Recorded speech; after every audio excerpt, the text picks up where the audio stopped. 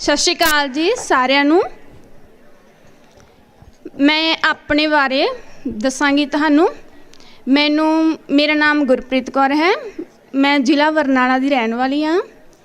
मैनू पिछले 9 साल तो टाइप 1 की मैं मरीज़ हाँ। मैनू सूगर किमें होया जो मेरा पहला बच्चा होया सी ते जो मेरा बच्चा होया तो मैं बहुत ज़्यादा कमज़ोर होने लगी। तो मेरी एक दिन मेरी सस ने कहा भी गुरप्रीत तू इन्नी ज़्यादा कमज़ोर क्यों होंदी आ, आपां चलो टैसट करवा के आईए। असी पिंडी लैबोरेटरी दे विच गए, असी उत्थे टैसट करवा के आए। उहदे विच मैनूं सूगर आया क्योंकि सानू सच नहीं आया, क्योंकि ना तो मेरे पिछे परिवार नूं आ पेके ना ही मेरे सहुरे परिवार विच आ। चलो सानू सच ही नहीं आया, असी घरे वापस आ गए।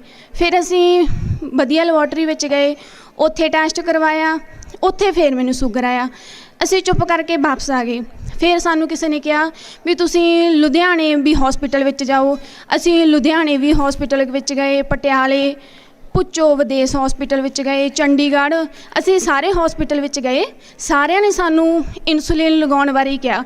मैनूं इंसुलिन तो इन्ना ज़्यादा डर लगदा सी क्योंकि मैं कदे भी इंसुलिन नहीं इंजैक्शन नहीं सी लगाया, क्योंकि जदों भी मैं इंजैक्शन लगाउंदी कोई मेरी लत्त फड़दा, कोई मेरी बांह फड़दा। चलो मैं इंजैक्शन लगा लैंदी, फिर भी मैं लगा तां लैंदी पर मैं बहुत ज़्यादा डरदी सी। फिर सानू उस तो बाद सानू सुशील कोटरू डॉक्टर बारे पता लग्या। फिर असी सुशील डॉक्टर नूं जदों मिले, उन्होंने सब तो पहला मेरा इंसुलिन का डर चक्या तो उन्होंने समझाया भी ये कोई खास कोई बड़ी गल नहीं हैगी। तो उन्होंने मैनू इंसुलिन दिता तो उस दिन तो मैं इंसुलिन लगा रही हाँ। अज मैं तुहाडे सारिਆਂ दे सामने हाँ। मेरा वजन भी बहुत वधिया हो गया। इस टाइम मेरा 57 किलो वजन है, जिहड़ा मेरा 39 किलो वजन रह गया सी। मैं हुण 2 बच्चों की माँ गी, उन्होंने वधिया पालदी हाँ, उन्होंने पढ़ाउणी हाँ, सिलाई का काम भी करदी हाँ। तो हुण मैं इस टाइम बिल्कुल ठीक ठाक हाँ। पर कुछ क महीनों की गल है, मैं किसी पिंड की जनानियां दे पिछे लग के देसी डॉक्टर के कोल चली गई। उन्होंने कहा भी वो डॉक्टर बहुत वधिया। फिर मैं उन्होंने पिछे लग के चली तो गई, पर उन्होंने मेरा ना इंसुलिन बंद करता डॉक्टर ने। उन्होंने देसी दवाइयां दित्तियां, पता नहीं की पत्ते मूलियां मालियां जियां यह जा कुछ दिता। मैं उन्होंने जूस कढ़ के वो दिंदे रहे, मैं उन्होंने पींदी रही। तो उन्होंने मेरा इंसुलिन उन्होंने मेरा बिल्कुल बंद कर दिता। फिर मैनू बेहोशी हो गई, मैं कोमा दे विच चली गई। उत्थों मेरे परिवार ने उन्होंने मैनू एंबूलेंस करवा के मैक्स हॉस्पिटल दे विच उन्होंने मैनू एडमिट किया। मैं 10 दिन कोमा दे विच रही हाँ, बिल्कुल मर गई सी। सारिਆਂ नूं ऐ हो गया बस कुड़ी हुण मर गई, भी हुण नहीं ये बचदी, भी 2 इहदे बच्चियां भी ने, परमात्मा करे भी ठीक हो जाए। तो परमात्मा ने मैनू इन्ना सोहना सहुरा परिवार दिता, जिन्हां ने मैनू हर पल मेरे साथ है, जिन्हां ने मैनू बचाया। तो मैं सुशील कोटरू का भी इन्ना धन्नवाद करदी हाँ, जिन्हां ने मैनू पहलां भी उन्होंने मैनू जिंदगी का दान दिता तो दोबारा फिर उन्होंने मैनू बचाया। तो पर जो मैनू 10वें दिन मैनू कोमा दे विचों जो मैनू होश आया, वो मैनू गुस्से होए भी गुरप्रीत तू ये की कीता, भी तैनू एक बार बचाया तो दोबारा फिर तू जानबुझ के ये कीता, भी तैनू कहा सी भी तू देसी डॉक्टर दे कोल नहीं जाना, भी तू ये फिर क्यों कीता। मैं उन्हां तो गलती मन्नी भी मैं अज तो बाद कदे भी ये गलती नहीं करांगी। तो वो कहते ठीक है गुरप्रीत अज तैनू माफ़ किया, दोबारा भी इदों बाद नहीं तैनू असी जिंदगी देवांगे, भी हुण तैनू असी माफ़ किया। तो हुण मैं ठीक हाँ। वो 1 साल हो गया वो मेरे नाल घटना हुई नूं, हुण मैं बिल्कुल ठीक हाँ। तो मैं हुण इस टाइम मैं बिल्कुल ठीक हाँ। मैं अपने बच्चों को पालदी हाँ, सिलाई का काम भी करदी हाँ। मैं यही कहांगी भी कोई भी कदे भी किसी भी देसी डॉक्टर के कोल ना जाओ, अपनी जिंदगी तो वड्डा कुछ भी नहीं है।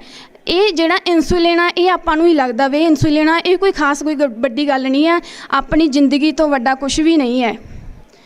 सो मैं यही अरदास करांगी भी जे सुशील कोटरू डॉक्टर है बहुत वधिया ने, जिन्हां ने मैनू 2 बारी जिंदगी का दान दिता।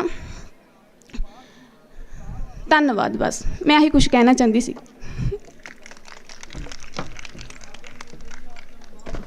थैंक यू गुरप्रीत जी अपनी ये स्टोरी सारा नाल शेयर करन लई ਤੇ ਸਾਰਿਆਂ ਨੂੰ ਇਹ ਮੈਸੇਜ ਦੇਣ ਲਈ ਕਿ ਇਹ ਕੋਈ ਇੰਨੀ ਵੱਡੀ ਚੀਜ਼ ਨਹੀਂ ਹੈ ਜੇ ਇਹਦਾ ਸਹੀ ਤਰੀਕੇ ਨਾਲ ਇਲਾਜ ਕੀਤਾ ਜਾਵੇ ਤੇ ਇਹ ਤੋਂ ਡਰਨ ਦੀ ਵੀ ਕੋਈ ਲੋੜ नहीं है।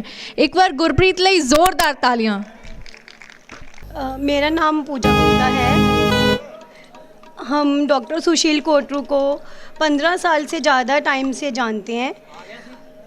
जैसे सर हैं वैसे डॉक्टर्स तो हम बहुत जानते हैं, ट्रीटमेंट करवाते हैं, लेकिन जो पॉजिटिविटी सर में है वो किसी में नहीं है।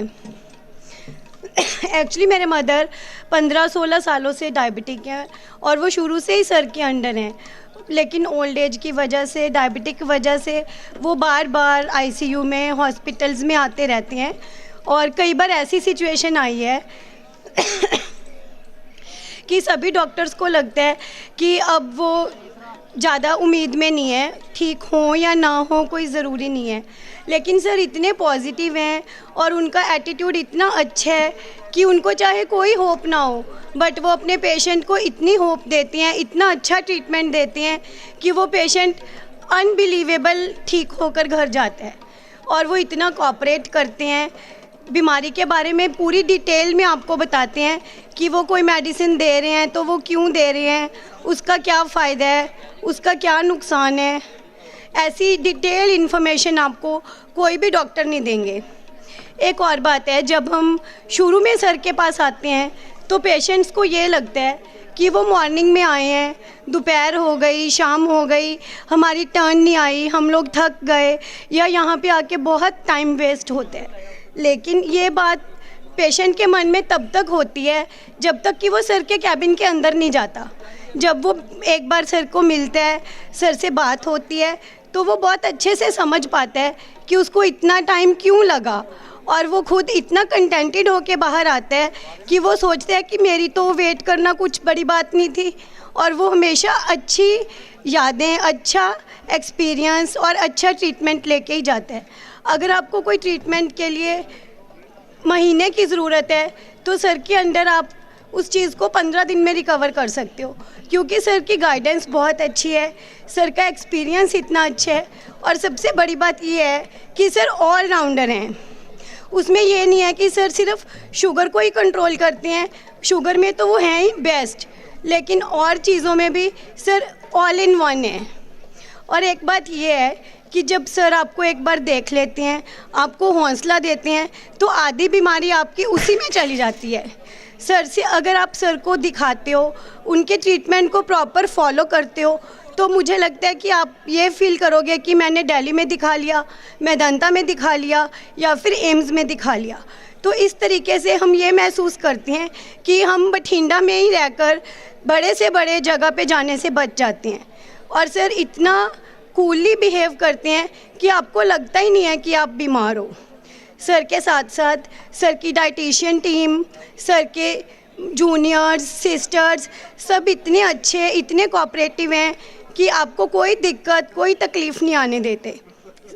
बस अंत में मैं यही कहूँगी कि मेरे मदर फादर दोनों बहुत टाइम से सर को दिखा रहे हैं और सर बहुत अच्छा ट्रीट करते हैं और उनके अंडर रहकर आपकी आधी बीमारी गायब हो जाती है।